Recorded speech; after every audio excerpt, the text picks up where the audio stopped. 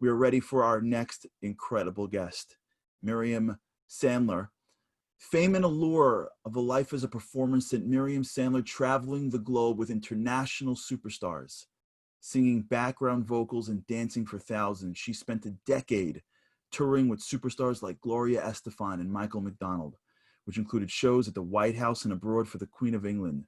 Aside from being a polished performing artist, Miriam has recorded with megastars like Julio Iglesias and James Brown.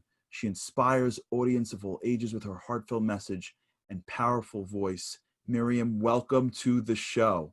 How are you? So nice to see you. I feel you have your glass open, so l'chaim to you as well. I am ready. L'chaim. So good to be here. It's great to have you on. And you are a person whose life surrounds music. And we're talking about music here.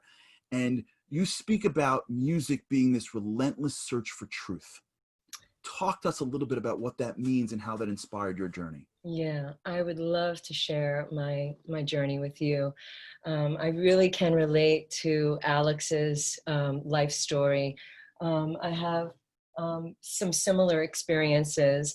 I started performing when I was 18 years old, doing commercials and like jingles for TV and radio. And I started meeting other people in the music industry. And I ended up singing backgrounds for a lot of really amazing superstars in the music business. Gloria Estefan, I traveled and toured with her quite a bit. And I did a lot of recording also on different albums, like, for example, with James Brown when he got out of jail. And I recorded quite a bit with Julio Iglesias and Michael McDonald. I mean, really incredible, successful recording artists in my early 20s. And it was amazing. We were traveling the world, touring in private jets and limousines, and, going to backstage parties with, famous people, Tina Turner, Prince. I remember being backstage watching Prince perform in Europe and seeing just a sea of fans in the stadium. It was really a very powerful experience. And, I did this for about 10 years. I started, really looking at, what my life was going to be. And I looked around at the people I was performing with and what their personal lives were like.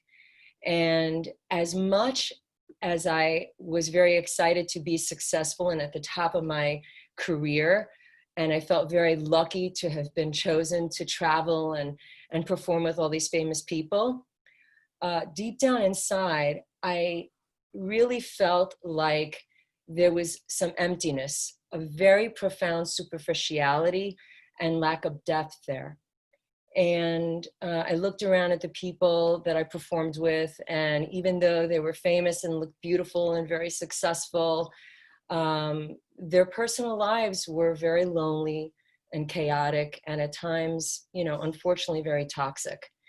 And I knew that if I had continued down this path, that I was afraid that I was going to end up also very sad. And look at, Whitney Houston, she had it all. Prince, Michael Jackson, I mean, they were at the top, they were legends, and clearly they were missing something. And I felt that same lack, that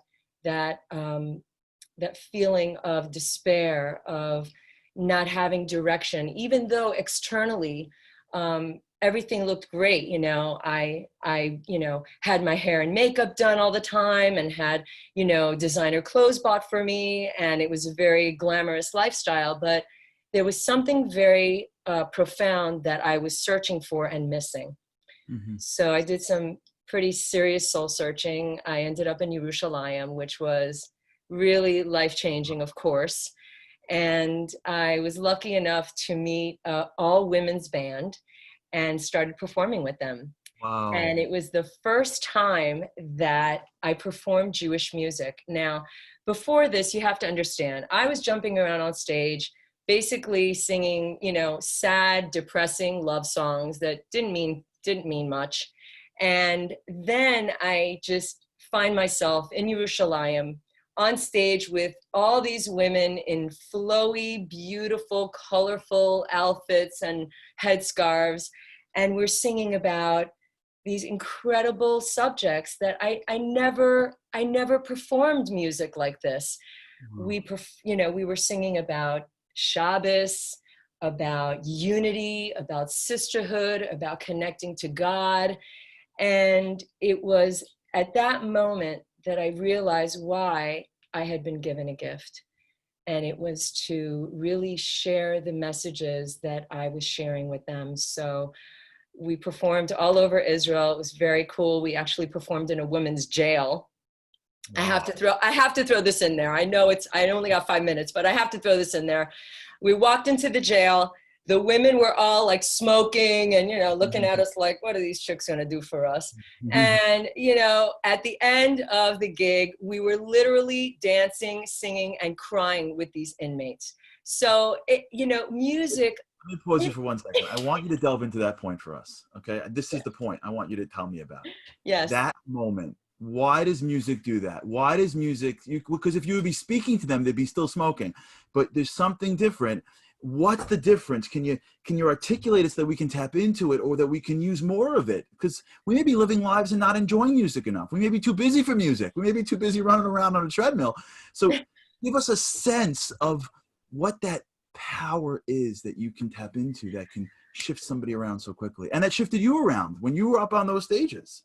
Big time. It was a huge shift. And the only way I can explain it is that you just feel this magic that comes over you when you're in the song, when you're performing, when you're dancing. I literally feel like the music and just obviously Hashem is just taking over. And, I feel very blessed that I've been given this gift. And I think that magic, that dimension that music provides is what breaks down all the barriers. And all of a sudden, we become sisters. We become one. It's soul to soul. And that was what was bonding us and bringing us to tears. Wow. It was a life-changing moment. I'll never forget it. Everyone loves hearing about the jail story.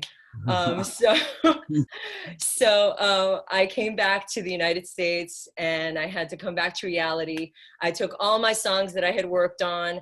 I changed them all into like incredible lyrics about Hashem and Torah.